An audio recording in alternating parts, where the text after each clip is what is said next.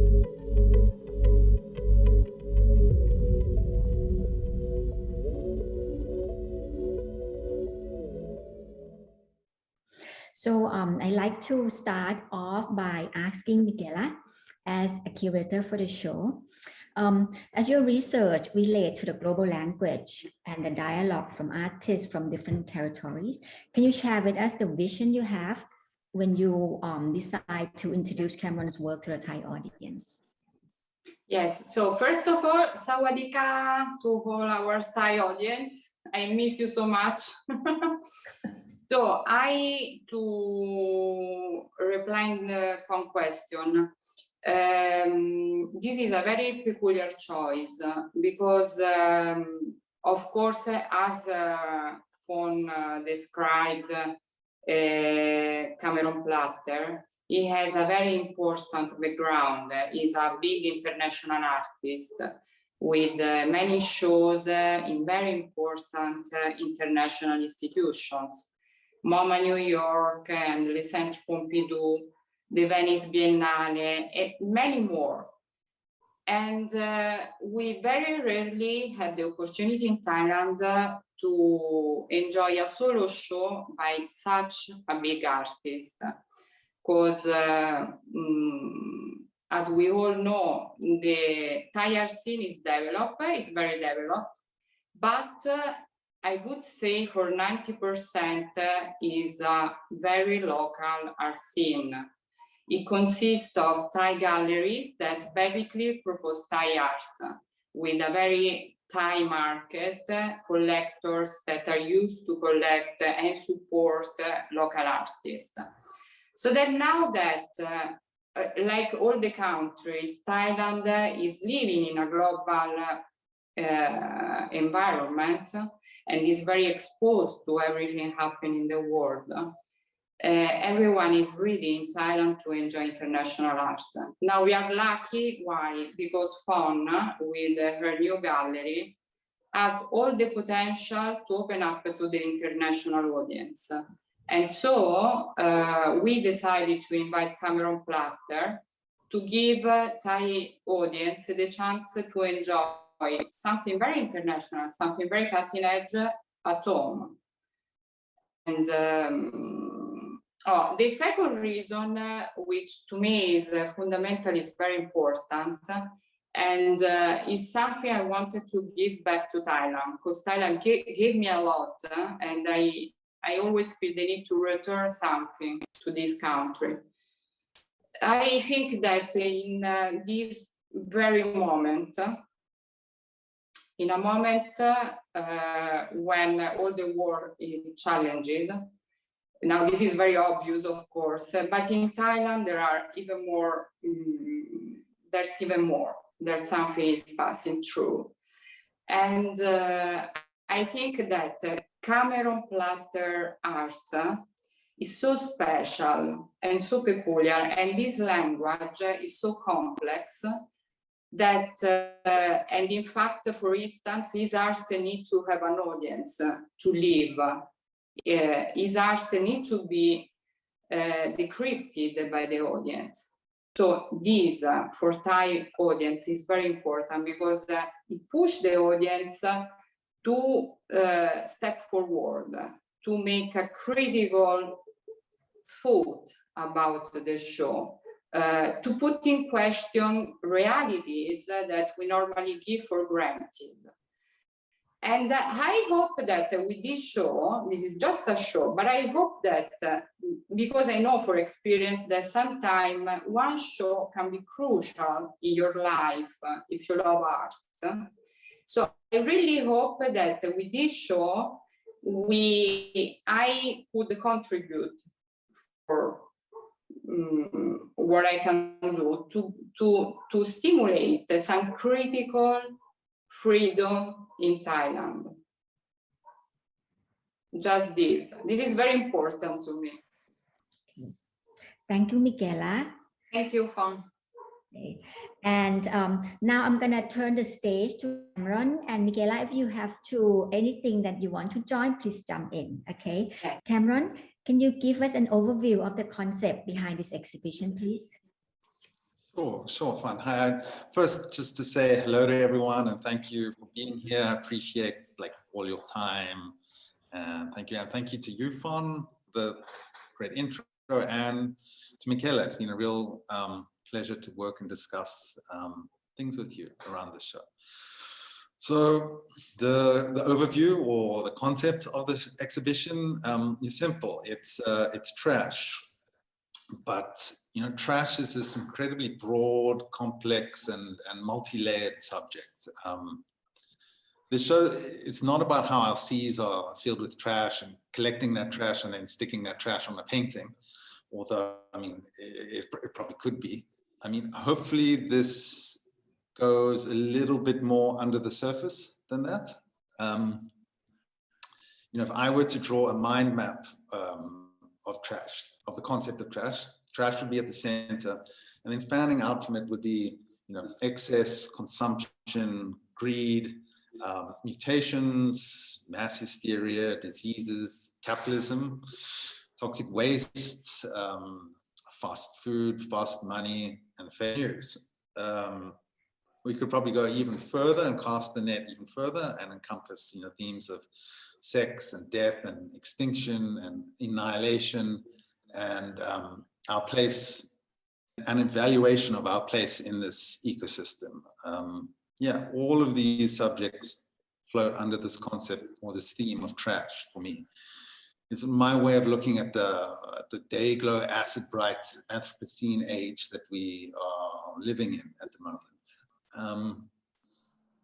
And I guess on another level, it's about being okay and also not okay with a literal and metaphorical concept of trash. I mean, there's beauty in trash. There's beauty in mutations. I mean, trash isn't good or evil. It's not black or white either. So yeah, that's it. If I can put it simply, yeah. So I'll move on to the second question, Cameron. What is the main message that you would like the audience to take away from visiting the Message is the Message exhibition? Yeah, also to answer simply again and quite broadly, there isn't one message to take away. You know, each thought should provoke another thought, and so on and so on and so on. I mean, having said that, I'd like people to interpret the show in their own personal way and draw on their own reservoir of thoughts and ideas and experiences. We were talking earlier that I do use bold, bright colors and graphics and designs and titles so that most people, you know, from kids to adults, can access the work in some way.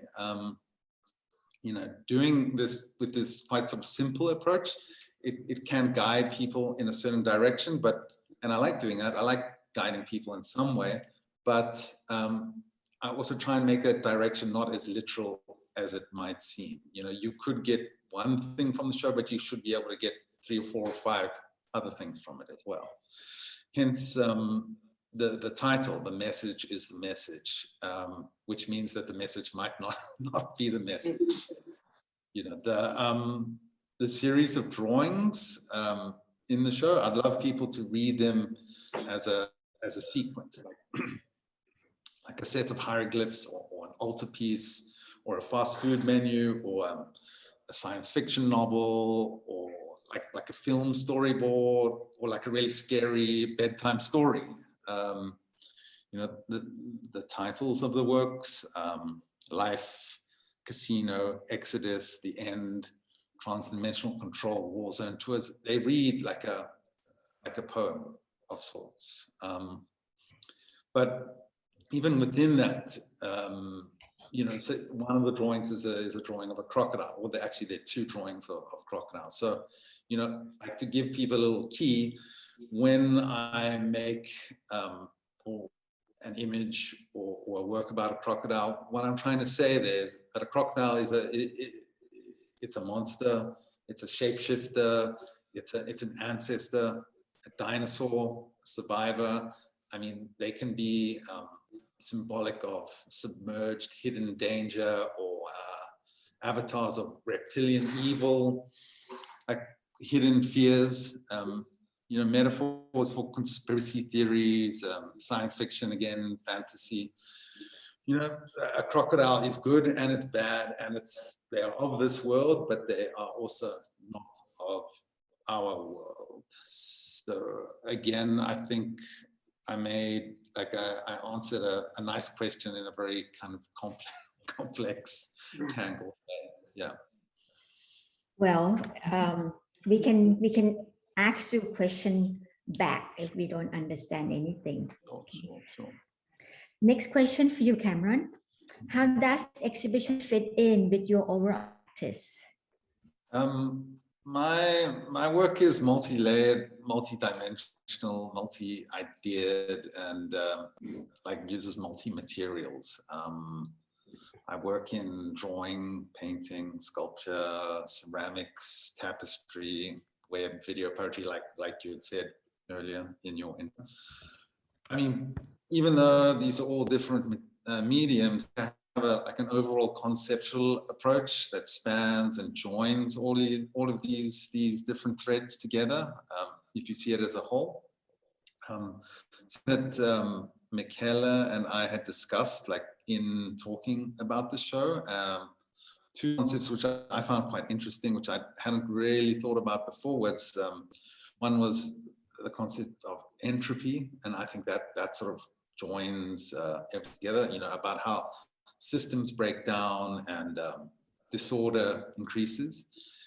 And the other concept that I think also goes across all the mediums is surgic, psychedelic, things loud and bright, and they sort of radiant, but in an artificial way, like brighter than nature.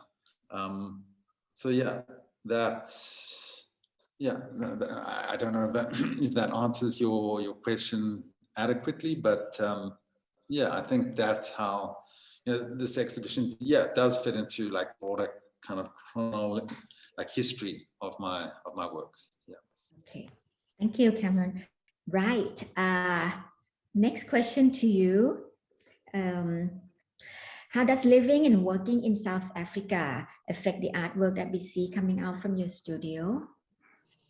I mean, it absolutely does affect it. I mean, I'm a South African artist, and what happens around me affects my work deeply. South Africa's landscape, environmental, social, political, economic, comedic, are all base layers of my work and my approach to art making. But having said that, I'm also a global artist with global networks and a global community that I'm very much involved with. So I think I rely on both of these approaches, both local and global, and those inform my art making. But yeah, I'm always reacting and being affected by what happens in South Africa. I'm a South African artist. Okay, and the next question for you is, what is your next project after the message is message?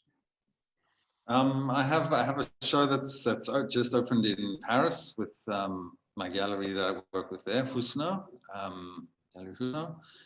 I'm halfway through a big project with large-scale tapestries made with an art center here in South Africa, a rural art center called Rockskrift Art Center. So those, I've been working with them for like over a decade. So that's a big project that's going to be shown in Spain next year. And then, yeah, I have drawing and painting shows in Cape Town and LA after that. And, I'd love to do more projects in your guys' world. That really excites me as well. Okay, thank you. At this point, Michela, you have anything to add? I just want to stress on the concept of the message is the message. Like, this is the real message. So this show is actually is not about environment or pollution or etc. etc. I would like to push people to dig deeper into the show, to take time to read my text, to make reflection, to ask themselves something, to put in question everything. And if there's a contribution this show can give to the audience, is just this. And I think this show will be much more important than what we think now and our impression now. I think this will stay in that when someone remembers the shows in 2020 in Bangkok, this is one of the shows that everyone can remember. It's so fundamental, but need to be appreciated. They need to be, it's a challenging show for Thai audience. We have question. Okay, from Kun Apinya. The first question for Cameron. Kun Apinya would like to ask about your decision to come and exhibit in Bangkok. What bring you there? It was an invitation. I mean, really simple answer. It was an invitation from Michela, and I assume via you. Michela, yeah, I think that question should actually go to Michela. I think it's more directed that way. But yeah, so she invited me and I accepted. That's like the simple answer. But yeah, she has maybe already kind of extrapolated on some of what's about why she wanted to show me and about the work. So yeah, the decision wasn't really mine. Yeah, yeah. So Michela, would you like to explain more about that? Right. Yeah. First of all, Cameron Platter is one of the artists I like the most. So you gave me the opportunity, Fon gave me white paper, let's say this, and she asked me to propose 3 projects that should turn around the topic of environment, because Warin Lab this year program is about environment and trash and this. So I took this pretext to approach Cameron Platter, who I saw since many years, because I think the first time I saw his works was in London in 2012, something like this, 2013. And I was so impressed. And since I know his work, I know his work very often touch problem, use the topic of trash, then in a very transcendent way, but there's trash in his work a lot, and this trash means a lot. This trash means the trash of the society, sometimes means trash in a very existential way. It sometimes is trash, just trash, like environmental trash. So I thought, okay, we can invite him and we can have a show with him. And then, of course, Cameron, like all the big artists, will create his own show, like in a 100% free way. And so it was. Okay, thank you, Michela. We also have another question here. Would like from Kunapinya as well, would like Cameron to explain why do you display these colorful chairs, wooden stool in the gallery, and what does it mean, and how does it connect with the painting on the wall? Okay, yeah, I suppose the stools, I mean, firstly, the stools are carved from wood, you know, so I'm making something out of a natural material, wood, and that's mimicking or replicating a man-made material, plastic. And, you know, these stools are, you know, they're ubiquitous. You find them all over the world. You know, I could walk out of my studio and see them there. When Michela first asked me to do the show in Bangkok, obviously, you know, there was, you know, we were right in big lockdowns. So I ended up doing like Google street walks around Bangkok just to look around. And, you know, I was struck by how many of these plastic stools, plastic chairs there were. And I have a history of carving those out of wood. And I thought it was really interesting because I was, you know, doing them as a comment on craft work and curios in Africa, and yeah, carving them out of wood to look like a plastic chair. So yeah, I have a history of making these plastic wood works and combining them into sort of environments. So like if I was just showing the two-dimensional drawings in the show, you know, that's what it would be. It would be a show about drawings. But having the stools there turns it into more of an environment and, you know, a complete environment. So, you know, people can sit on the stools. I would actually really encourage people, if they do go to the show in person, is to sit on the stools, you know, and it slows you down. And like you're forced to look at yourself. You're forced to look at the works maybe in a different way. Maybe you take more time with that. Yeah, so, you know, they're sort of quasi-functional ready-mades. They aren't what they seem. Yeah, they don't have an obvious connection to, you know, a straightforward connection to the work, but I think it's, you know, it's a little comment about, you know, me showing in Bangkok and, you know, seeing these stools in a virtual kind of walk around and bringing them into the show. Also like a stool is a very nice thing to sit on. Like I think, there could be more kind of seating in galleries just to like chill out. Another question is for the gallery. Kunapinya asking that Warin Lab has been showing exhibition on environment for a few shows already. What sort of objective we have, and what has been the response? I was saying that since the start of this year, we start to have the show about circular economy. And after that, the show talk about ecology and environment.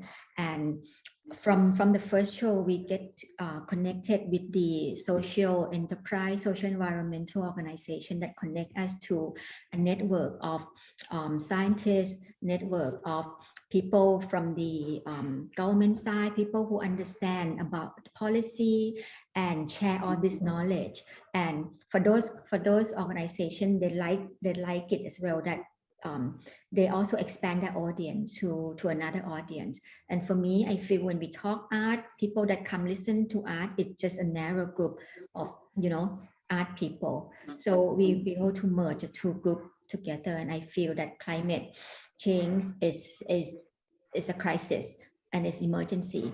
And having it communicated through art make it easy for people to digest, especially now that we receive a lot of information from iPhone, and if we don't express interest in anything, it never come up on the feed. So I feel that art is so versatile, art is so flexible that it can reach people with this serious messages. So I feel that it's not something that will happen overnight, but at least it starts the ripple effect that this important message that go through a bigger group of people through art. So any last word from Miguela and from Cameron before we finish this session?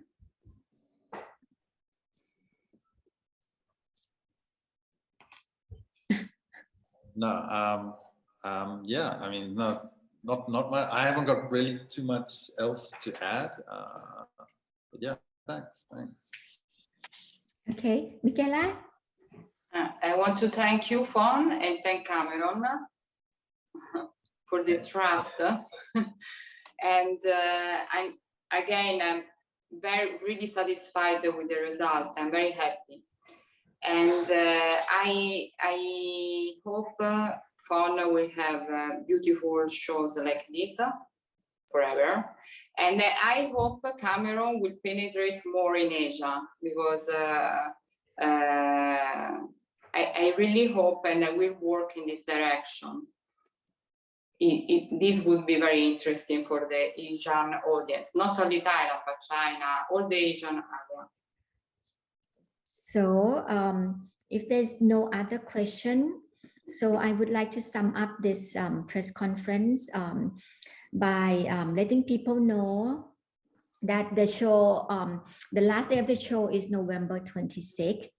So I think we have come to the last part of the press conference, and I would like to thank you the time for Cameron Platter and Miguela Cena for taking the time to talk to the Thai media. And also I'd like to thank all the media who spend the time to listen to us, and I hope that you all can come to look at the show, and if you have any question at all, just write to us at warinlab.com. Thank you so much, everyone. Have a good day. Thank you. Thank you. Bye bye. Bye bye. Bye. Bye bye.